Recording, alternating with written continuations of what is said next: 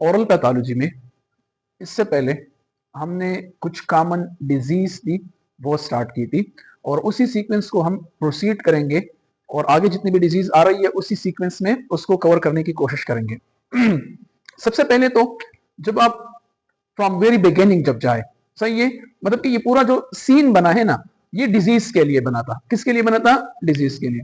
इसमें एक सेक्शन हमारे पास सबसे पहला जो डिजीज का आता है उसको कहते हैं डेवलपमेंटल डिसऑर्डर्स। अब डेवलपमेंटल डिसऑर्डर्स हमने सबसे पहले इसलिए पढ़े कि इनका किसी के साथ कोई लिंक नहीं बनता, इनका किसी के साथ कोई लिंक नहीं बनता। ये फ्रॉम वेरी बिगिनिंग होती है, फ्रॉम इंट्रायूट्राइन लाइफ होती है, और वहां पर जितनी भी चेंजेस होती है, जितनी भी इंसल्ट होती है, अगर वो मैनिफेस्ट होती है या प्रेजेंट होती है in the form of disorder and oral cavity और रिलेटेड स्ट्रक्चर, तो ये उनमें मैनिफेस्ट होती है, तो इनका किसी के साथ तो कोई रिलेशन बनता ही नहीं है। इसमें क्या इन्वॉल्व होता है? इसमें जेनेटिक वो इन्वॉल्व होती है, जीन्स इन्वॉल्व होता है, इसमें पैटर्न ऑफ इनहेरिटेंस इन्वॉल्व होती है, इसमें कोई अगर एक्सटर्नल फैक्टर है जिस तरह टेट्रासाइक्लिन वगैरह हो गई, जिस तरह न्यूनेटल जॉन्डिस वगैरह हो गई, या कोई और सिस्टमिक डिजीज जिस तरह टोबैको हो गई, अल्कोहल कंजम्पशन हो गई, जो अगर प्रेग्नेंट वुमेन कंज्यूम करती है तो उससे जितने डिसऑर्डर बनते हैं वो इस कैटेगरी में आते हैं। तो ये एक स्पेशलाइज्ड कैटेगरी है,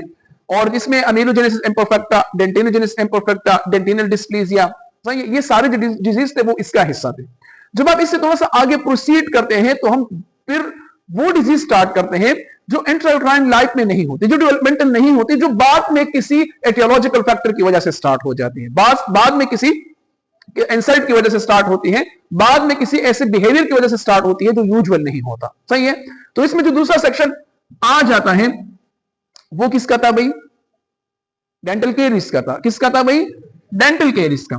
अच्छा, डेंटल केरीज हमने क्यों पढ़ी? पहले डेंटल केरीज हमने इसलिए पढ़ी कि ओरल कैविटी में स्पेसिफिकली जितनी भी डिजीज स्टार्ट होते हैं या जितने भी डिजीज अकर होते हैं इस सीक्वेंस में, तो उनका जो मेजर एटियोलॉजिकल फैक्टर होता है या जो स्टार्टिंग पॉइंट होता है वो डेंटल केरीज ही होता है।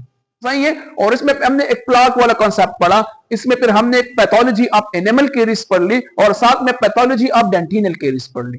अगर स्टोरी यहां स्टॉप नहीं होती, डेवलपमेंटल का तो चलो खत्म हो गया, लेकिन ये एक सीक्वेंस में जाती है जिसको आपने ओरल पैथोलॉजी के स्पेसिफाइड जो टर्म्स होते हैं उनको कहा जाता है सिक्वील। तो ये एक सिक्वील में आगे जाती है। किसमें जाती है? सिक्वील में आगे जाती है। तो यहां पर ये एक डेवलपमेंटल डिसऑर्डर, एंड देन इसके बाद डेंटल केरीज, और देन अगर डेंटल केरीज को आप ट्रीट नहीं करते या डेंटल केरीज को आप स्टॉप नहीं करते तो वो फर्दर प्रोसीड होती है पल्पाइटिस में। किसमें प्रोसीड होती है? पल्पाइटिस में। अब पल्पाइटिस ये है कि डेंटल केरीज को आपने ट्रीट नहीं किया स्पेसिफिकली, और वो बात पल्प तक पहुंच गई। कहां तक पहुंच गई? पल्प तक पहुंच गई। तो पल्प में फिर आपके पास 2 या 3 या 4 किस्म के डिजीज होते हैं जो आपने पढ़े हैं, जिसमें acute pulpitis, chronic pulpitis, reversible pulpitis, irreversible pulpitis, pulp calcification and pulp stone या हाइपरप्लास्टिक पल्प। ये 6 या 4 डिजीज जो है ये इस पल्प के डिजीज होते हैं। अगर स्टोरी पल्प पे स्टॉप नहीं होती, सही है, पल्प भी आपने ट्रीट नहीं किया, तो यहां से फिर ये सीक्वेंस आगे प्रोसीड होता है पेरोडोंटल डिजीज में। किसमें प्रोसीड होता है? पेरोडोंटल डिजीज। अब ये यहां भी स्टॉप नहीं है, लेकिन अगर पेरोडोंटल डिजीज में आप इसको बैरियर प्रोवाइड करते हैं in the form of treatment, तो चलो ये सारी जो कहानी है वो खत्म हो जाएंगी। सही है। तो पेरोडोंटल डिजीज में भी आपके पास 2, 3 या 4 डिजीज आ जाती है, और वो भी सीक्वेंस में आती है। वो भी किस में आती है? सीक्वेंस में। जिस तरह पल्पाइटिस में सबसे पहले एक्यूट रिवर्सिबल आ जाता है, सही है, फिर आप उसको क्रॉनिक कंडीशन में तो फिर इरिवर्सिबल पल्पाइटिस आ जाता है, उसको अगर आप आगे प्रोसीड करते तो हाइपरप्लास्टिक पल्प आ जाता है, mostly in children but still एक सीक्वेंस फॉलो करता है। देन अगर आप उसको वो नहीं करते तो ये पेरोडोंटल डिजीज में कन्वर्ट हो जाता है, एंड देन पेरोडोंटल डिजीज में भी एक सीक्वेंस फॉलो करता है। सबसे पहले एक्यूट पेरोडोंटाइटिस, उसके बाद एक्यूट पेरोडोंटाइटिस के बाद क्रॉनिक पेरोडोंटाइटिस, फिर एप्सिस, एंड देन अगर एप्सिस को भी आप ट्रीट नहीं करते, it's not the part of this book. सही है, क्योंकि हमारा यहां तक है। इसके आगे जो सेमेस्टर होगा उसमें फिर हम फर्दर प्रोसीड करेंगे, एंड आई डोंट नो कि ऑस्टियोमाइलाइटिस इसमें है या उसमें है, बट मुझे लगता है कि ये नेक्स्ट सेमेस्टर में है ऑस्टियोमाइलाइटिस। तो अगर पेरोडोंटल डिजीज को आप इधर भी क्योर नहीं करते, ट्रीटमेंट इसकी नहीं करते, तो it will proceed to cellulitis and osteomyelitis, and अगर आप ऑस्टियोमाइलाइटिस को भी ट्रीट नहीं करते तो it will proceed to acute osteomyelitis and then chronic osteomyelitis and this bisphosphonates, and then आगे फर्दर ये जो चीज होगी ये आगे इवन ये कहां तक पहुंचेगी, ये कैंसर तक पहुंच जाएगी। सही है। तो इसी तरह ये डिजीज जो होती है ये प्रॉपरली एक सीक्वेंस फॉलो करती है। क्या फॉलो करती है? एक सीक्वेंस फॉलो करती है। तो हम कहां तक है? हम इस पॉइंट पे है। हम कहां तक है भाई? हम इस पॉइंट पे। क्यों? क्योंकि ये हो गया है, ये हो गया है और ये हो गया है। ये तीन चीजें हो गई है एंड हम ये वाला सेक्शन जो है वो डिस्कस कर लेंगे। तो हम इस तरह करते हैं कि पेरोडोंटल डिजीज में सीक्वेंस में जो पहला डिजीज आता है उसको स्टार्ट करते हैं and this is called acute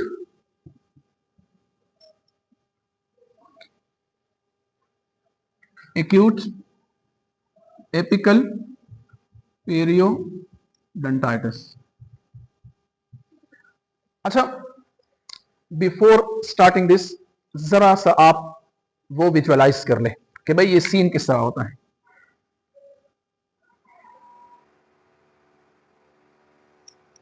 अच्छा, इसको देखें, अज्यूम कर ले इसको एज अ टीथ।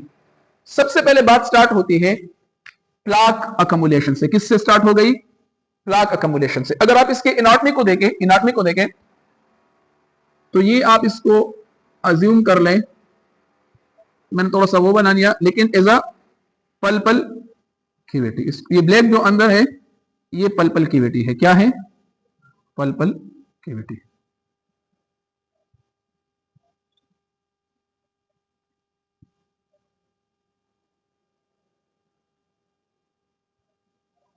ये पल्पल कैविटी। दांत एग्जैक्टली इसी स्ट्रक्चर में होता है जिस तरह मैंने आपको ये ड्रा कर दिया।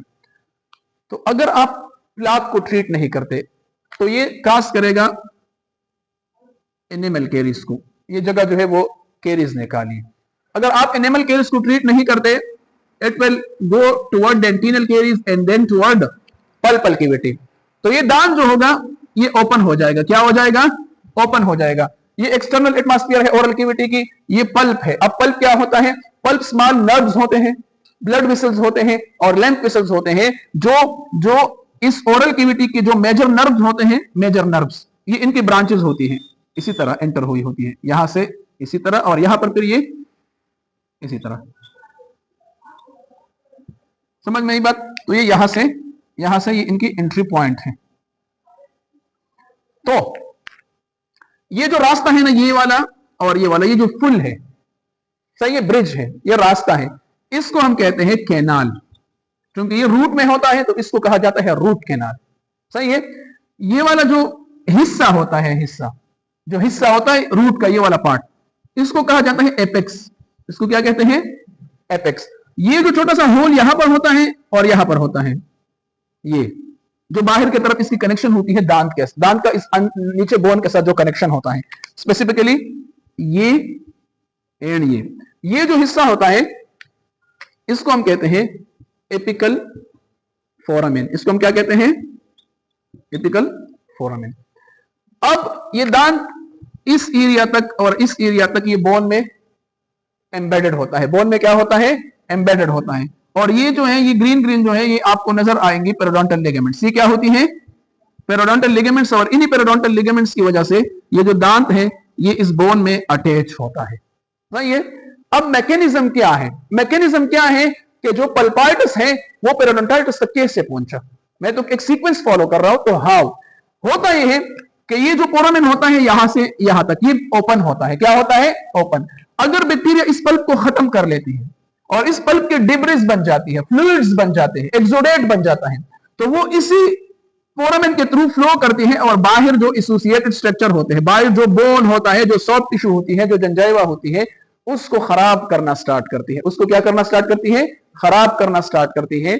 और फिर जो अंदर वाला इंफेक्शन होता है वो इस फोरामेन के थ्रू जो है वो बाहर आ जाता है। पेरियोडोंटाइटिस, पेरियोडोंशियम किसको कहते हैं? पेरियोडोंशियम, यहां पर एक टर्म है पेरियोडोंटाइटिस। तो पेरियोडोंशियम जो है वो 4 स्ट्रक्चर को कहते हैं: जंजाइवा, अल्वुलर बोन, सेमेंटम, पीडियल्स, पेरियोडोंटल लिगामेंट्स। तो ये पेरियोडोंटाइटिस का मतलब ये है कि it can be the inflammation of any 4 structure in the periodontium, खास करके periodontal ligaments and alveolar bone and gingiva. सही है। तो अगर ये पल्पाइटिस वाला जो इन्फ्लेमेशन है वो नीचे आके यहां पर स्प्रेड हो जाता है, यहां पर स्प्रेड हो जाता है, तो हम कहते हैं कि भाई जो पल्पाइटिस था वो पेरियोडोंटल डिजीज में क्या हो गया? वो स्प्रेड हो गया या कन्वर्ट हो गया, सही है। अब हम आरसीटी क्यों करते हैं? हम आरसीटी इसलिए करते हैं कि ये पल्प जो जितना भी डेड पल्प है उसको रिमूव कर ले, स्किविटी को वॉश कर ले, कंप्लीटली खत्म कर ले, और ये जो पोरामेन है इसको जीपी से क्या कर ले, सील कर ले, ताकि इस दान के बाहर वाला हिस्सा और इस अंदर एटमॉस्फेयर का एक दूसरे के साथ रिलेशनशिप ना रहे, ये एक अलग स्ट्रक्चर बन जाए और ये एक अलग बन जाए, दोनों के दरमियान कोई इंटरचेंज नहीं होगा, तो दान भी अपनी जगह रहेगा और पेरिडोन्शियम भी हेल्थी रहेगा। समझ आ गई आपको बात, या मैं फिर से इस चीज को एक्सप्लेन कर दूं? सही है। तो ये इसी तरह बाहर, अच्छा इसमें एक लास्ट में एक और कॉन्सेप्ट बताता हूं। मैंने किसी बुक में देखा था या पुराने, अब वो पॉइंट मैंने फिर कभी नहीं देखा, लेकिन मैंने देखा था कि ये जो पीडीएल होते हैं ना, ये जो पीडीएल, इसकी यहां पर अटैचमेंट सीमेंटम के साथ होती है और इस साइड पे अटैचमेंट अन्युलर बोन के साथ होती है, लेकिन कुछ फाइबर्स ऐसे होते हैं जिनकी अटैचमेंट डेंटिन में होती है अंदर, तो ये इसके जरिए भी ये इंफ्लेमेशन जो है ये बाहर की तरफ जा सकता है। अब ये मुझे सोर्स याद नहीं है, रेफरेंस याद नहीं है, लेकिन ये मैंने पढ़ा जरूर था पहले कभी। तो ये भी एक पॉसिबिलिटी आप अपने साथ रख लें कि ये 2-3 ऐसे रीजंस होते हैं जिसकी वजह से पल्पाइटिस जो है वो स्प्रेड होगा पेरिडोन्टाइटिस में। तो आते हैं एक्यूट एपिकल पेरिडोन्टाइटिस की तरफ।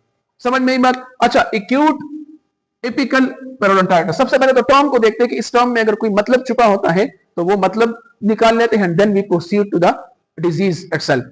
एक्यूट का क्या मतलब होता है? एक्यूट का मतलब ये होता है कि ये रिसेंटली स्टार्ट है, सही है। And what is the major histological presentation of acute inflammation?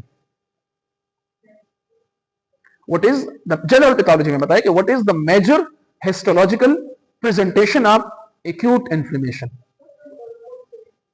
histological जानती हो? तो हो ही बात है ना, तो शॉर्ट फॉर्म में neutrophils are the predominant cells in acute